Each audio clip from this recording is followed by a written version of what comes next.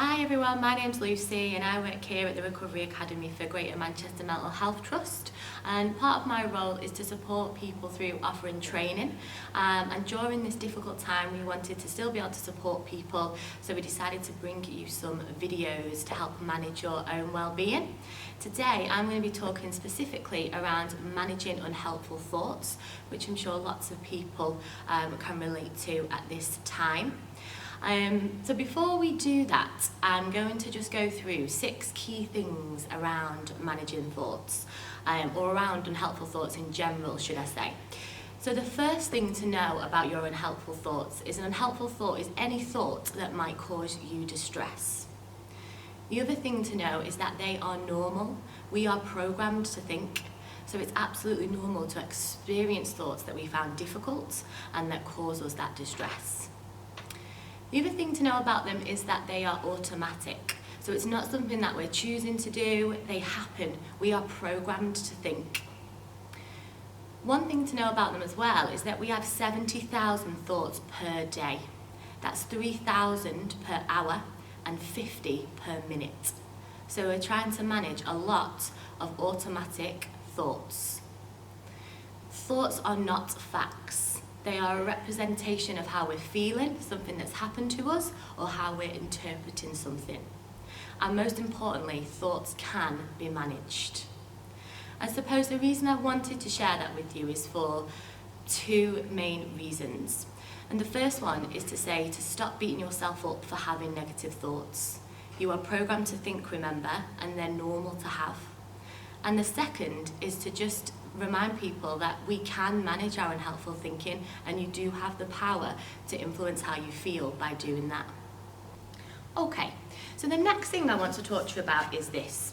So this is a cycle of how thoughts, feelings, behaviours and physical symptoms all interact together. And there's 2 reasons that I'm showing you this. The first one, so that we can understand how our thoughts impact the rest of how we feel. But the second one, to show us that if we can manage these thoughts, then the rest of how we're feeling can also improve.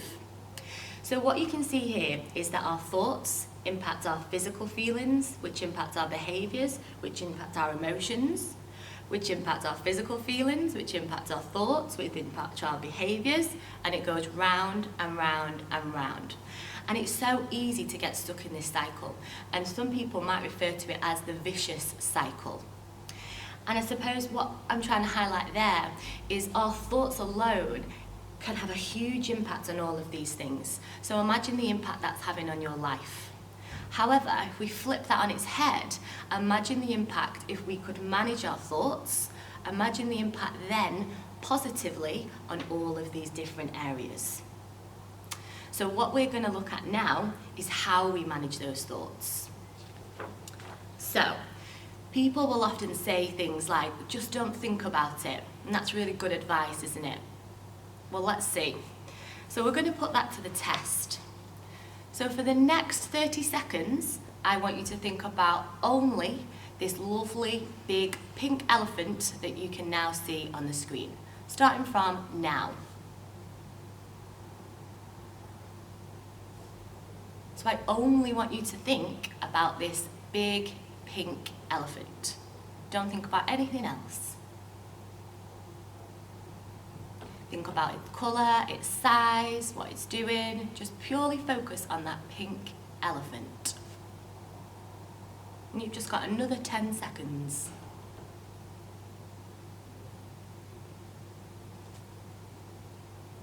Okay, so now what I want you to do is think about anything but that big pink elephant.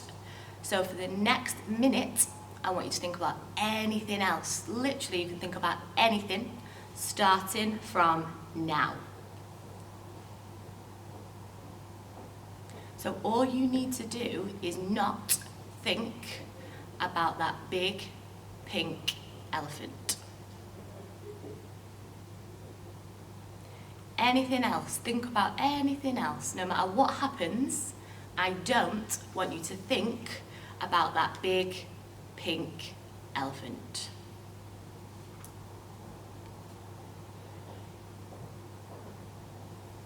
think about anything else. No matter what you see or hear, just don't think about it. That's the good advice, right?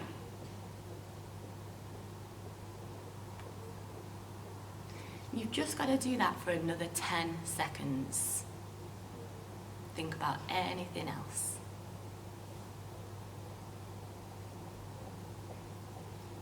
Did it work? Probably not. So I was representing there our unhelpful thoughts. So remember that they're automatic, so we're not choosing them to happen. You didn't choose for me to annoyingly keep saying big pink elephant or showing you pictures. And that's what our thoughts do. And the more we try not to think about something, the more we will think about it. So this is called a paradoxical effect. That's just a fancy word for they will come back stronger. So when we're trying to manage our thoughts, we know that suppressing our thoughts, so trying to just not think about them, doesn't work. So if you've been trying that and it's not been working, don't beat yourself up about it. It doesn't work. We know that. Research tells us that. So what does work? What we want to try and do with our thoughts is balance them. So don't try and get rid of them. If we try and get rid of a negative thought, we're setting ourselves up with an impossible task. Because remember, we're programmed to think. So don't try and get rid of them. We almost want to get to know them and then balance them so they're not causing us the distress. And we're going to go through a 5-step technique, which I like to call a bit of a balancing act, to try and help us to manage those thoughts. Remember, we're doing this to stop this vicious cycle. We're challenging our thoughts by getting a balance so that we can feel better physically, emotionally, and we can do more helpful behaviours. So let's give it a go. So the first thing that we need to do in our 5-step balancing act is identify our thoughts. We want to get to know our thoughts. You want to play detective. If we don't know what the thoughts are, we can't balance them. So we almost want to become friends with our thoughts, which might sound a little strange, but we want to get to know them so then we can manage them in the long term. So the first way to do that is to keep a thought diary or a thought record, whatever feels better for you. So this is available on the website, and it's basically your first step to identifying your thoughts. Now, identifying thoughts can sometimes be quite tricky. So my advice to you would be that you start with a feeling. So people often identify feelings a little bit easier. So if you're feeling sad, angry, frustrated, anxious, any feeling at all, write it down in your first column. So the first column says feelings, how am I feeling? Write it down in there. So in my example here, this person was feeling sad, lonely, and isolated. So I'm sure lots of people at this time can relate to that. And then in this, when you've identified that feeling, have a think about what is going through your mind, okay? Try and think of it as taking the thought out of your head and putting it onto that second column. So thoughts, what am I thinking? So example, today is going to be horrible, nothing ever goes right for me, and I'm going to make a mess of things. So this person has wrote their feelings here and what they were thinking here. Now watch out with thoughts, so try not to write down worries. So a worry would usually start with what if, and it would be future based. So what if something goes wrong? Whereas a thought is more of a statement. So I am this, or today is going to be this. So try to make sure that we're challenging thoughts, because we would deal with worries differently. So that's your first step. And I would really get used to writing our thoughts down, because it can be a little strange. And remember as well, this is just one way to do it. So if you're a bit more of a techie person and you want to do it on a computer, on your phone, if you want to use pictures instead of words, whatever way works for you, but we want to get our thoughts out of our head and onto paper so we can start to really get to know them. Step 2 is we want to label our thoughts. So earlier on I said that we have around 70,000 thoughts per day. So you don't have to write down 70,000 thoughts per day, because that would be an impossible task and it would be too overwhelming. So what can be helpful is to recognise our thinking patterns. So our thoughts will usually fit into different categories. And this, also available on the website, will help us to identify what patterns we might be experiencing. So for example, catastrophizing is one that I can definitely relate to in my own life. So for example, you think the absolute worst is going to happen. So you're late for work, you think you're going to get sacked, then you're going to lose your house, then your partner's going to leave you, and then we've got to the worst possible case scenario in about 5 seconds. So catastrophizing is really common. Another one that really sticks out in my life is shoulds and musts. So I should do this and I mustn't do that. And we put this pressure on ourselves that we need to live by these certain rules, and that causes anxiety and low mood. Another one for me is black and white thinking. So it's either really good or it's really bad. So for example, me filming this today is going to be either really good or really bad at the end of it. So they're my examples. And what I'd really encourage you to do when you're trying to get to know your thoughts is add a third column onto your thought diary. So here's the example we used before. So we've still got how we were feeling, we've still got what we were thinking, but now we've got what's the unhelpful thinking pattern. So the ones identified for this example were predicting the future, so today is going to be horrible, that's predicting the future. Catastrophizing, nothing ever goes right for me. And self-critical, I'm going to make a mess of things. So they're the unhelpful thinking patterns. And once we get to know our unhelpful thinking patterns, we're able to recognise when we have a thought, actually, am I catastrophizing? Am I predicting the future? And all we're trying to do here is slightly open up what we would call tunnel vision. So our thoughts will be a constant stream of negative if we're feeling low. If we're anxious, they might be around danger and threat, and we get tunnel vision. We only see one answer. So what we're suggesting here is actually, could there be another way to think about it? Am I actually predicting what's going to happen and I don't actually know? So this is a really good way to start getting a balance. So that's your step 2. Okay, so let's move on to step 3. So we should be getting to know our thoughts quite well now. So now what we're going to be doing is starting to get a balance.